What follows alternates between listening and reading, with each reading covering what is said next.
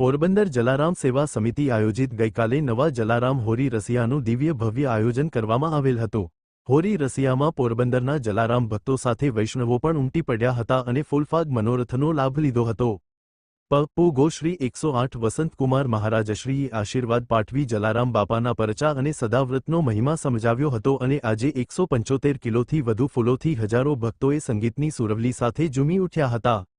આજનો ઉત્સવ સફળ બનાવવા જલારામ સેવા સમિતિના ટ્રસ્ટીઓ અને યુવા ટીમ અને મહિલા મંડળ દ્વારા સખત 3 દિવસની જહેમત ઉઠાવી હતી। સાંજે 4 વાગ્યાથી શરૂ થયેલ હોરી રસિયાના કાર્યક્રમ દરમિયાન હજારો વૈષ્ણવોએ આજના અલૌકિક દર્શનનો લહાવો અને હોરી રસિયા ફૂલફાગમાં ભાગ લીધો હતો। હોરી રસિયામાં વૈષ્ણવોએ ઉત્સાહભેર લાભ લીધો હતો, સાથે ભક્તો માટે પ્રસાદી અને ઠંડા શરબત અને વેજીટેબલ ખીચડીનું તમામ ભક્તો માટે પ્રસાદી વિતરણ કરવામાં આવેલ હતી।